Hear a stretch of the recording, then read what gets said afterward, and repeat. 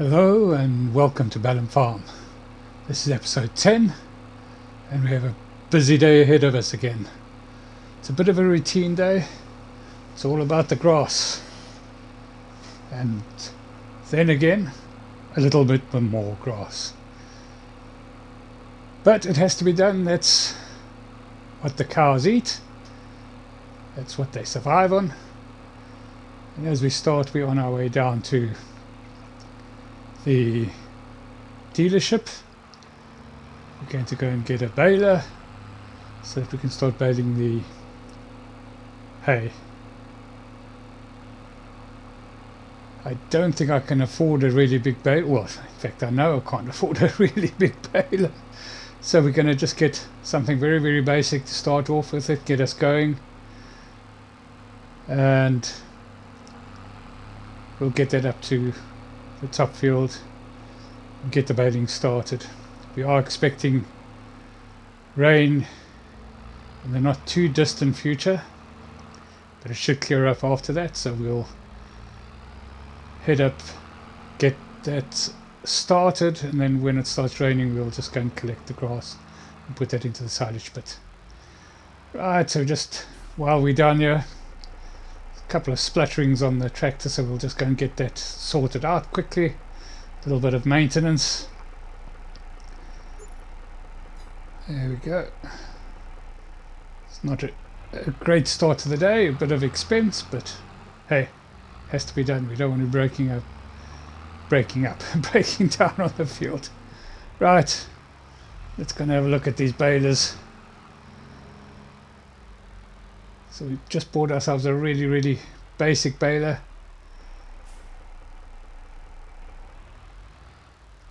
It'll do the job. It'll get us the bales that we need done. If we get up to the well, past the farm, we're not going to go to the farm. That top field, we'll get going. Right, here we are. Let's get this all sorted out. Weather's still fair at this point in time.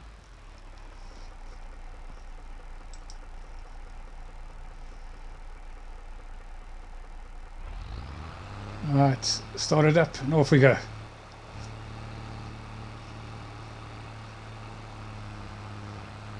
Yeah, the biggest disadvantage of this baler is it's a bit narrow. The pickup is a bit narrow. That's what I find with it. Tend to have to spend a bit of time at the end picking up scraps. And sometimes you have to make a decision as to whether you're going to actually pick up the scraps or not. Whether it's cost effective. Right, so that's the first bale out. Let's get that unloaded. Then we'll jump down and go and check it out.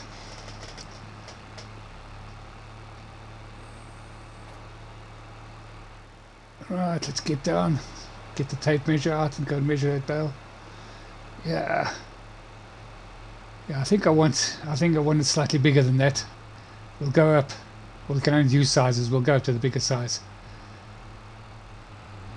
Scoot on down to the bottom, and then we'll check out the next one. I want it to be in the 6,000s, so that with my TMR mixer I can put one of these bales in, then fill it up with silage, and I'll get roughly 50-50. Let's have a look at that. Yeah, that's better. Alright, so that's the size we want. Good stuff. Right, let's get going. Do as much as we can. Don't think there'll be very much. Yeah. Couldn't get a hang of a lot done. We did get the headland, one trip all around the headlands done, but we'll just unload this bale and then we'll head on down to the grass field and we'll go and start loading up some grass. Once the sun comes out this afternoon, we'll get back on this field and hopefully finish it. Right, you can see it's miserable at the moment. But I will pick up the grass. I can't afford not to hang around at the moment, so we'll pick up the grass and it will drain off quite nicely while we're compacting it and while it's fermenting. We've got good drainage, got a good drainage system, or on those clamps on the farm, so it'll be okay.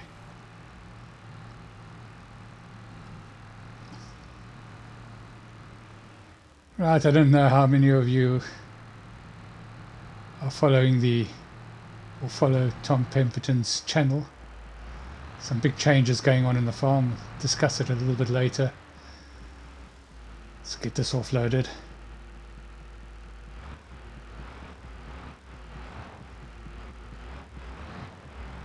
I'm not really trying to play this series as if I was them. I'm playing this as if I was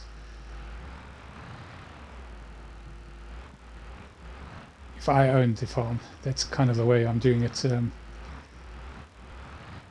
The fact of the matter is, a lot of things will be similar. You'll be doing the similar types of action.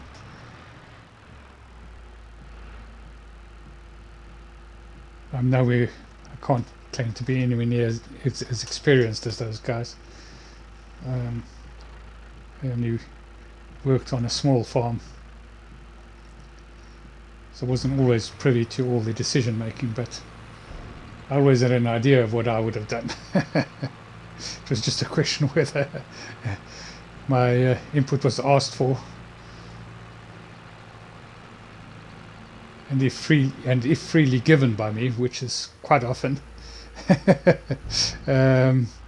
whether it was appreciated or not. I'm sure it was to a certain extent, but in any case, so that's the first load into the clamp. We'll carry on doing that. In the meantime, I want to get this top field rolled, so we'll just do the squaring off.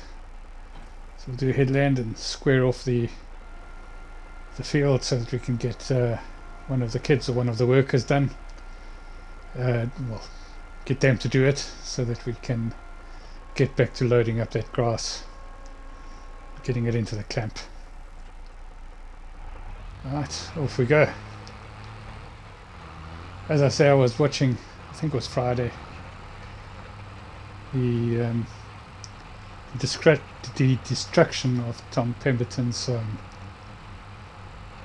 milk parlour. It's been up since the early 60s, and it was quite interesting. They were, I think, speaking to his uncle. Well, his dad was there, of course, and I think it was also his uncle, and they were reminiscing about how they used to milk in those days.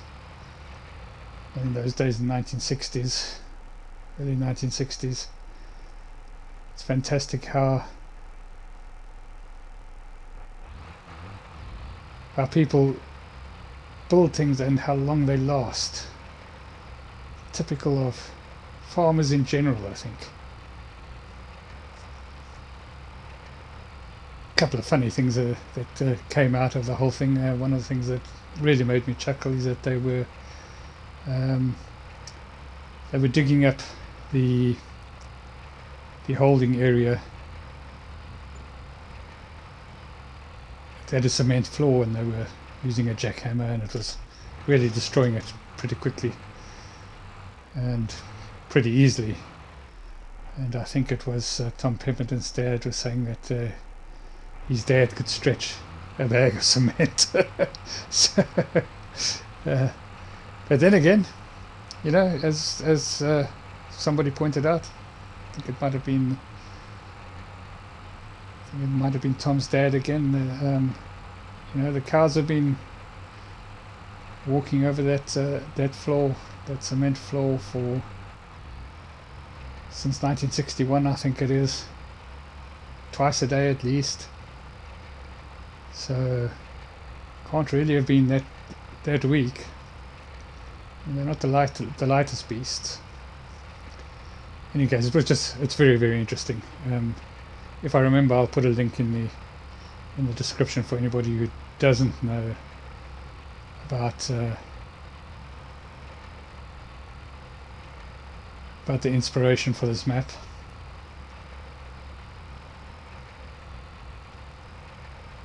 And yeah, it just gives you an insight of how hard and how tough and also how rewarding this job of farming can be. I've always said, I was only a work on a farm, I haven't owned my own farm, but I've always said to own a farm, it's not a job, it's a lifestyle.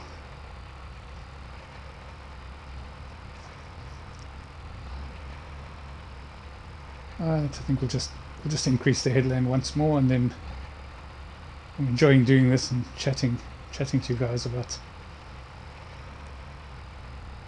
But we've got to get back and load the rest of that grass up.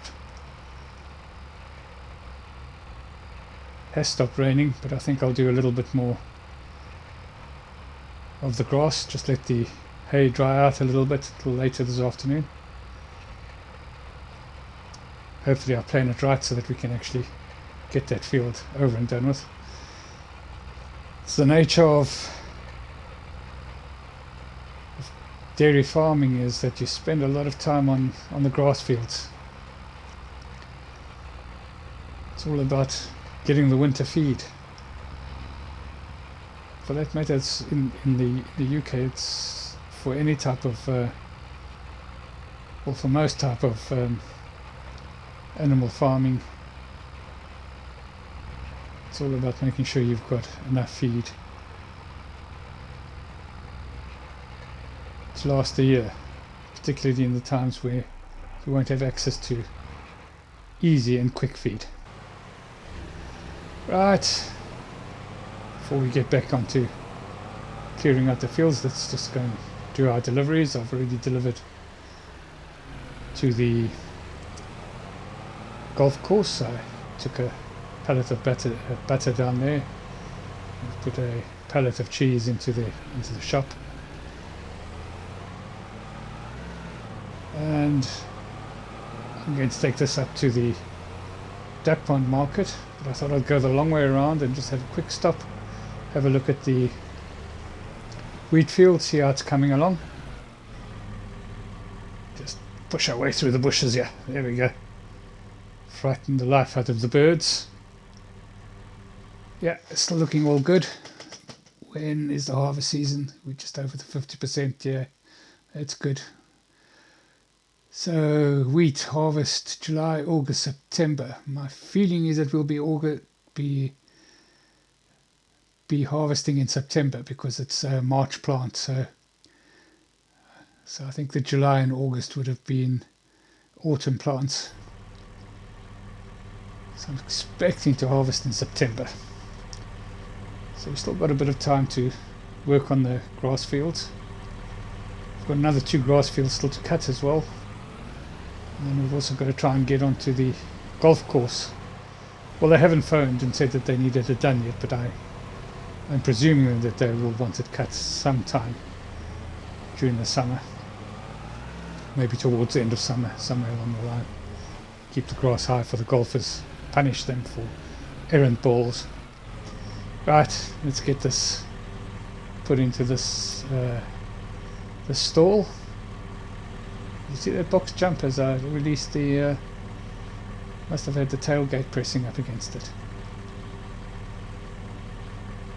Right, is it going to accept it when it's at this angle? Let's go and try.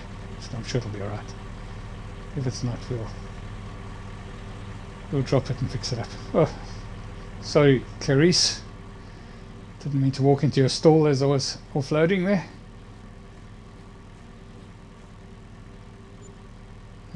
Yeah, no problem.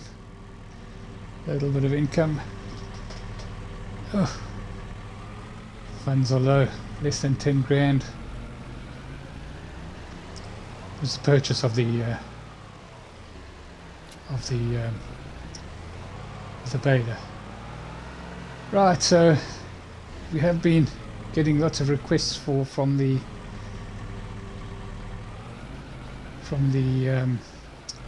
biogas plant to stock their vending machine with other product. So I'm going to start with putting butter in there. We'll see if we can get a couple of pallets of cheese down eventually. But I have no problem with that. If we've got spare, we'll put it in there.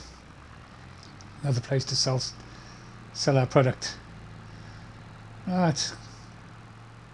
We'll just pop a load of manure down to the biogas plant. Get that working so we can get some sort of income from that as well overnight.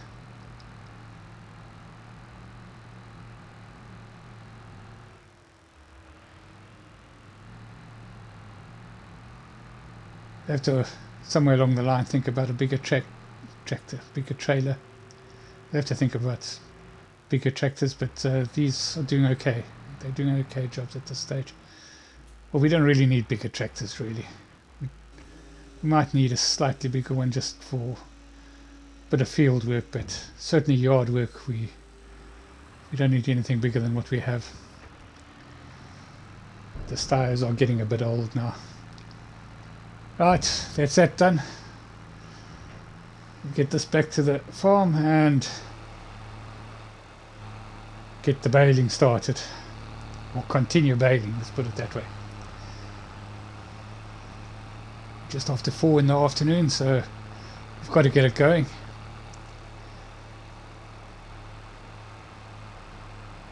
We are on long days at the moment, so we've got quite a bit of sunshine and light left.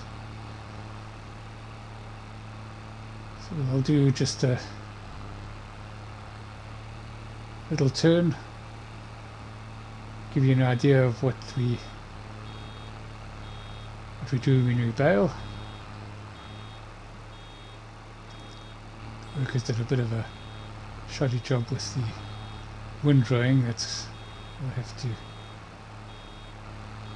be sorted out.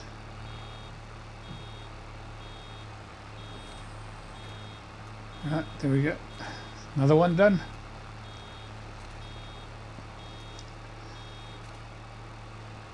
This cheap baler is a bit slow unloading, but it does the job. As I said, we've still got another 2 fields to do. I think we will do the same. We'll do one for silage. So I haven't covered the silage, the grass and the silage clamp yet. We'll wait till we've done the other 2, and we'll do it all together, one big silage pile. And of course we'll have to lease a trailer to load up all these bales, or buy one, just depends on where we are. But I think funds are getting low. We might have to start getting into a bit of leasing some of the equipment. Although there has been a development, I had a phone call from 3 different people who want to come and have a look at the limousine stock. So I'm having meetings with people tomorrow, and I'll ask them to put in sealed bids, and we'll sell to the highest bidder. So have a bit of a sealed auction ourselves. I was going to take it down to the market myself and just let them do it, but sometimes you get these people get to know, the community is tight, so it's quite exciting. We'll see what happens tomorrow, next month. I think I might have mentioned that if I speak about tomorrow or the next day, you can always do stroke month, because we're playing 1 day months. Find it a little bit difficult to get my head around, only sleeping once a month. But yeah, just got to keep reminding myself it's a game.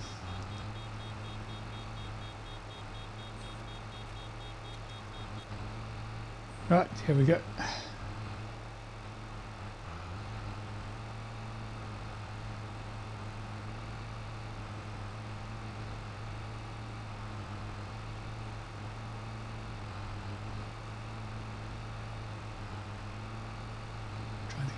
pick up little bits of the scraps. Oops, straight over a bale.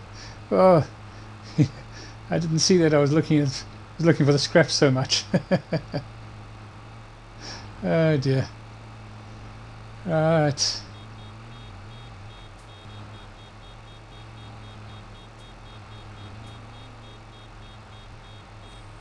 There we go. We'll get this offloaded here.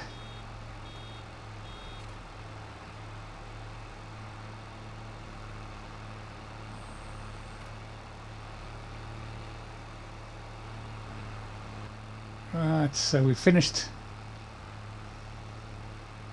the rest of that field. It's all done. Didn't want to put you through another half hour of watching me going up and down and baling. I thought you had a fair idea there of my baling capabilities, such as they are. Just collecting the last bit of scraps around the place. Right. Just put another load of grass into the pit. As I said, I'm not going to cover it yet. We'll do the other two fields and then we'll cover the clamp after that.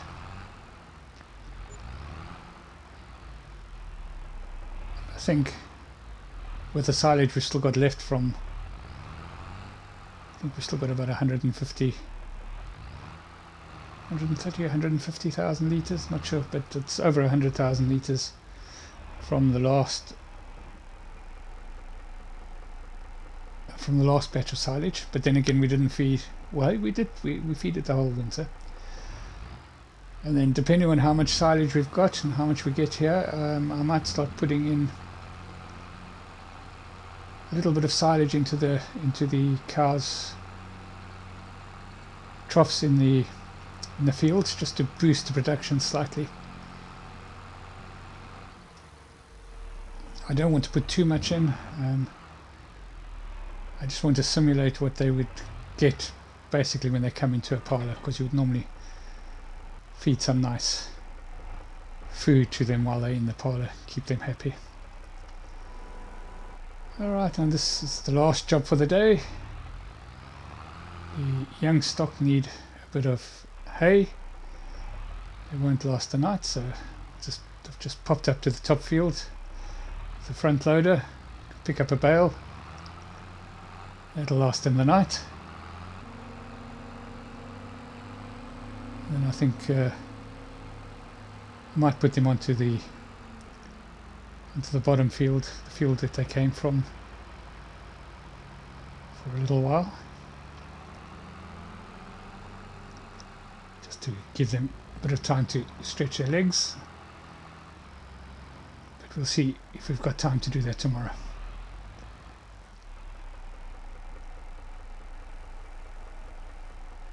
Right, there we go. It should go. Yeah, there we go. That's it. And I think that's where we're going to sign off for this episode. As I said in the beginning, it was a bit of a routine episode. No major developments, just good old normal hard graft and slug. No major mishaps or anything like that, which is good. Thank you for watching. Please like and subscribe if you've enjoyed this episode. And we'll see you in the next episode. Cheerio.